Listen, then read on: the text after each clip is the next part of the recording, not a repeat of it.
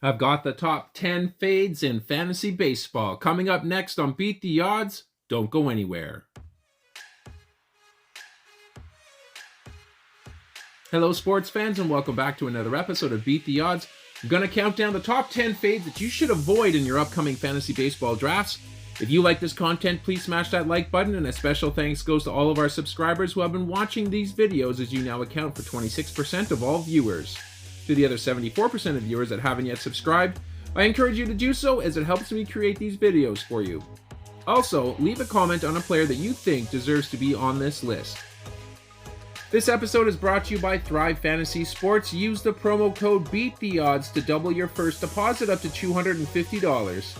And first-time users get a free square.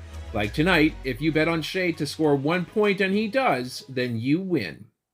One final note, I have covered most of the top 100 players in the league by position, and you can see them all by checking out my 2024 Fantasy Baseball playlist using this link. For simplicity's sake, my definition of a fade would be a player that could greatly underperform compared to their average draft position this season, and that you can usually find ranked within the top 100 players. With that being said, let's get into it. Starting at number 10, we have Tyler Glasnow, 120 innings pitched last season, 10 wins, 162 strikeouts, 3.53 ERA, and a 1.08 whip. Glasnow is a league-winning pitcher if he can stay healthy enough for 30 starts. In his 8-year career, he has never started more than 21 games, and that came last season. I feel at best case, he may approach 150 innings pitched, and if he does, I fear that the last 50 innings of that will be a bumpy road. If he falls to the middle rounds, then I might take a look, but I'm certainly not going to get him in the 4th round, which is where he's going right now. Over to number 9, we have Manny Machado, ranked 54th in the game here. Last season, he had 75 runs scored, 30 homers, 91 runs batted in, 3 stolen bases, and a .258 average.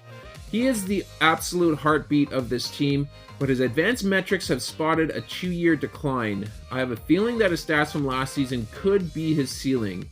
Now, I do like knowing what to expect from a player, but to win a championship, you need a handful of players on your squad that outperform their respective ADPs, and I don't think we're going to see that from Machado this year. Let's go to number 8. We have Blake Snell, currently ranked 61st in the game here. Last season, he had 14 wins, 234 strikeouts, a 2.25 ERA, and a 1.19 whip. I would say to let somebody else overpay for a career year. My example would be 2023 Dylan Cease. Snell certainly deserved his Cy Young, no doubt, but his 13.3% walk rate terrifies me. The stars lined up for his performance, and if he struggles walking that tightrope, he's going to find a major regression is going to be on the way this year. I will treat Snell as a possible buy low candidate if he gets off to a rough start this season. Let's go to number 7. We have Jordan Romano, ranked 82nd in the game last season. He had 59 innings pitched, 5 wins, 36 saves, 72 strikeouts, 2.90 ERA, and a 1.22 whip.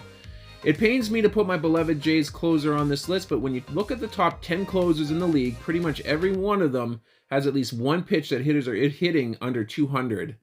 Batters hit 222 off his fastball last season, up from 163 the year before. His velocity has stayed relatively stable, but if it starts to dip this season, he may find himself out of the closer's role.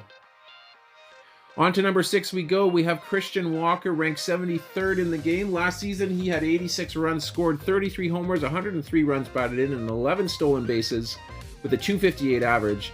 This is more a case of how this lineup is going to be built around Walker as opposed to his abilities at the plate. If you look at the projected lineup, Christian Walker is going to bat 4th behind Perdomo, Marte, and Carroll. Perdomo is too much of an unknown for me, and I think Marte is going to be on a downswing, and Carroll's going to have a really tough time replicating his success from last season. Just don't really see as many counting stats coming Walker's way this year. Let's go to number 5. We have Shawn Murphy, ranked 136th last season. He had 65 runs scored, 21 homers, 68 runs batted in, and a .251 average. Now, how many games is Murphy going to start? Is he going to DH sometimes? Well, Ozuna is likely going to start in as the everyday DH again this season, and Darno could eat up maybe 40% of the starts behind the plate, or possibly more. Now, that doesn't leave a whole lot of playing time there for Murphy.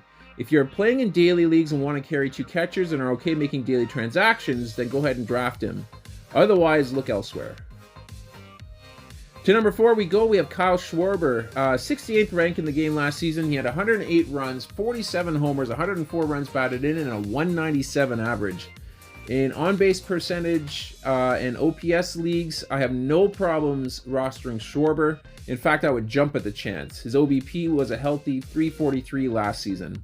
But in leagues that only consider batting average, he is a drain, and so much so that what he gains in homers, he's not going to be able to make enough of that up for what he's going to drop for your team's batting average. He might be a better version of Joey Gallo, but that's not really saying much in fantasy circles. Let's go to number 3. We have Elly De La Cruz, 39th rank in the game, 67 runs last season he scored, 13 homers, 44 runs batted in, 35 stolen bases, and a 235 average. The hype train is real, or at least it was when Elly was called up and made a huge impact right away.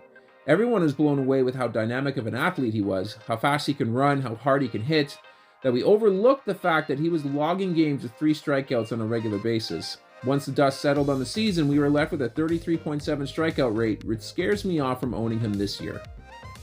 To number 2 we go. We have Michael Harris II, 30th ranked in the game, 76 runs he scored last season, 18 homers, 57 runs batted in, 20 stolen bases, and a 293 average. This name may surprise a few, but this might be a function of being on too good of a team. Harris is a phenomenal player, one that could easily slot into the top third of almost every Major League Baseball lineup, except for the Braves. Being a good hitter mired in the bottom third of a good lineup really caps your potential, see Tommy Edman from a few years ago. I hope he gets some time near the top of the order, but the only way that's going to happen is via injury to one of their many superstars. And finally, at number 1, we have Spencer Steer, 87th ranked in the game. Last season, he had 74 runs, 23 homers, 86 runs batted in, 15 stolen bases, and a 271 average. Now, why are people reaching for Spencer Steer? 2 reasons: the ballpark and the multi-positional eligibility. Now, these are good reasons, mind you, but they may mask the fact that he just isn't that great of a hitter. He's a late bloomer to the league, and his StatCast metrics don't jump off the page. With all of the young talent on that Red squad, one bad month could leave Steer out of a regular spot in the lineup.